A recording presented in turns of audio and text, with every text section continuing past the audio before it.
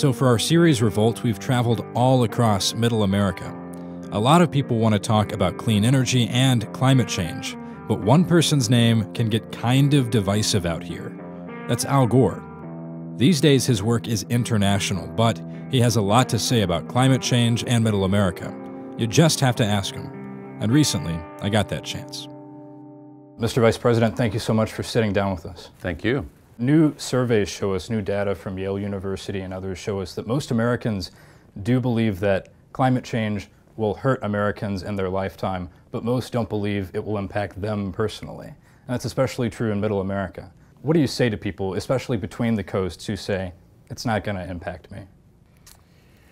Well, it is impacting people, and I think it's already convincing many people who might not feel comfortable using the phrase global warming. They still are getting the feeling that, wait a minute here, something big is going on and it's not good.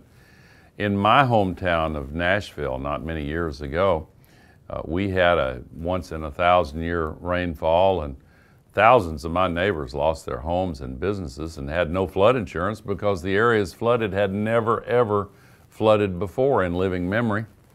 That kind of thing is happening in a lot of places. The U.S. as a whole, we've had 11 once-in-a-thousand-year events in the last 7 years.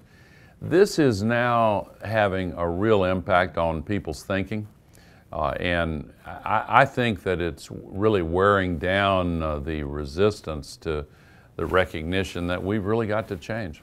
Ranchers and farmers can talk about the effects of drought, something that the Dakotas are going through right now in a lot of parts of the country. Yeah, the same extra heat that's trapped by the man-made global warming pollution and causes these big downpours also sucks the moisture out of the first several inches of the soil and makes the droughts set in more quickly, last longer, and cut deeper. This is really a problem, and where you have dried out land and vegetation, the fires are bigger and more frequent. Today there are 24 large fires in the U.S., most of them in the West, and that's becoming commonplace. The fire season in California's increased 105 days out of the year. This is the kind of thing that people are getting very concerned about. Every night on the TV news is like a nature hike through the book of Revelation. And even if the newscaster doesn't connect the dots, people are connecting the dots on their own. So 10 years ago, there were some Republicans who were campaigning on combating man-made climate change. Yeah. How do you think we've gone from that to so many people in Congress denying that the problem even exists? Yeah, you know, John McCain, God bless him, I wish him a speedy recovery, as everyone does. When he was the Republican nominee for president in 2008, he was all for a cap-and-trade system and made eloquent speeches about the need to solve the climate crisis. John McCain stood up to the president and sounded the alarm on global warming.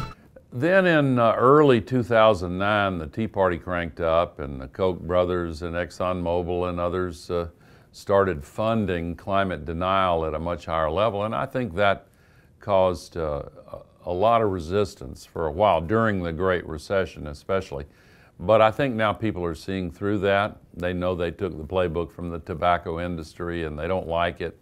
I think now we are finally beginning to gain altitude and start solving the problem more effectively. Let's talk about jobs just briefly. Wind and solar, what potential do you see for job growth in those industries, and what do you think the country has to gain economically? Well, it's pretty interesting. The latest statistics from the Bureau of Labor Statistics, solar jobs are now growing in the U.S. 17 times faster than other jobs. It's a real bright spot. And the single fastest growing occupation is wind turbine technician, predicted to be that way for at least the next 10 years.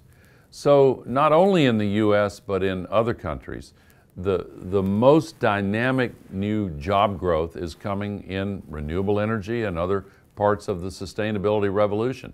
And if we get serious about retrofitting buildings to reduce emissions, then that'll be millions of jobs in every community, and they can't be outsourced.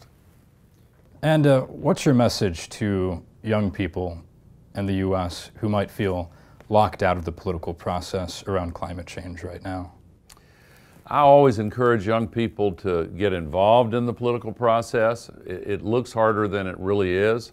Now, in the age of social media, it's pretty easy to send a message to your elected representatives and to candidates for office.